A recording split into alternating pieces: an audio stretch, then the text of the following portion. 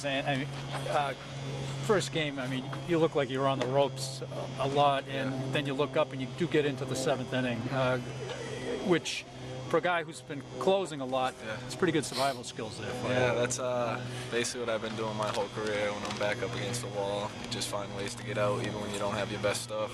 And I mean, the bats really did pick me up that game, and I'm just happy we could come out a little rough in the second one, but I'm not worried about it. We're going to come out swinging tomorrow. The first game second to leave the ballpark kind of with that, but I mean, you did split. I mean, does the kind of the way the second game unfolded at all take a little of the kind of the invigoration of rallying from a 4-0 deficit in the first game? I'm not really sure. We just came out a little flat in the second game. I don't know, but we just gotta figure out how to play our baseball and get back to that. How about in that first game? I mean, down 4-0 through 3 innings. Sometimes in the wooden bat college, 4-0 sometimes looks a little bigger. But you guys. Yeah, I know this team. We get down early sometimes. It's not good, but we battle, and Dally did a good job. He kept us in it, and we just kept chipping away and getting runs and battling. So. What about Dallas? I mean, he looked like he was on the ropes, one pitch from getting knocked out for early, and somehow you look up and he's into the 7th inning. Yeah, he's a veteran. He knows what he's doing out there. He's gonna give us a good outing no matter what every time, even if he doesn't have his best stuff. So he's gonna battle through anything, and he's gonna keep us in the game. Their lefty in the second game, I know he kind of very efficient. Was there anything? Was he anything why he was particularly effective?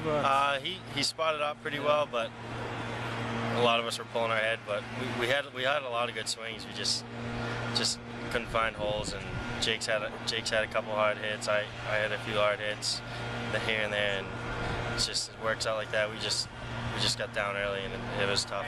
The first game, talk a little about the at bat, the double that for the tying go-ahead runs in the first game, kind of a ground ball right down the. Well, yeah.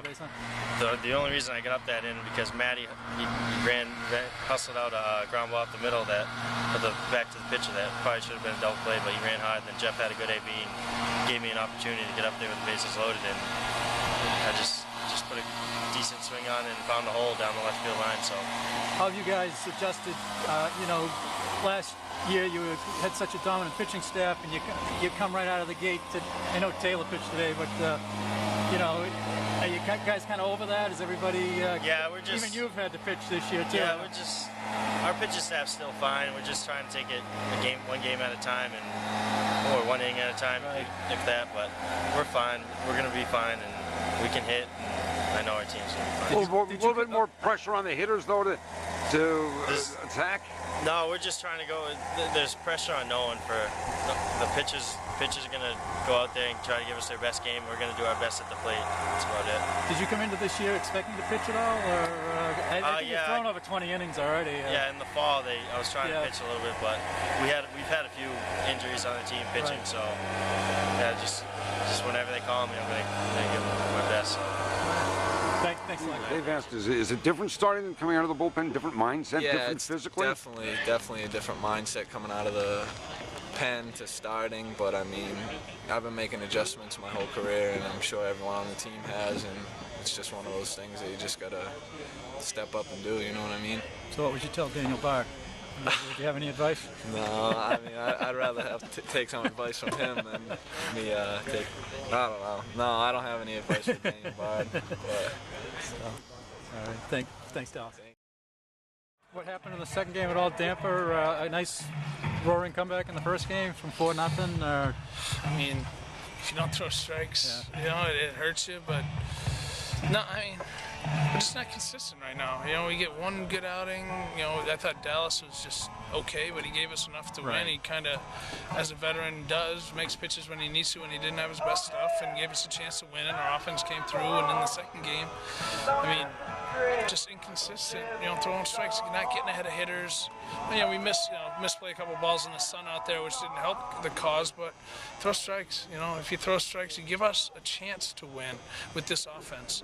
And we got right back into it at 5-3 or whatever it was, and we got 5-2 and then 5-2, and then But it's just about when you're without your 1 and 2 starters and your number 3 starters, and things like this happen. But we just need somebody to step up and get ahead of hitters and throw strikes. And when we do that, we're pretty good. When we don't, I don't think there's any team in the country that's very good when you don't get ahead of hitters and throw strikes. Is that Taylor Robinson's first? It was his first outing. Hey, a broken bat hit there. That they catch that, he's out of that inning. And but that was his first outing, so hopefully we're going to build him up and hopefully we can get him back. But I think the one positive we took out of that's Jake Finnegan's college debut. And this kid has been through more stuff, and I couldn't have been happier and prouder of him than coming in and throwing strikes and getting ahead of hitters, because he's been through a lot of stuff, and I'm just really, really happy for him. That's the one real positive out of the second game that we can take. You mentioned Robinson with his first time out, and Joel, he feel good? I mean, he felt great. He felt probably too good, maybe.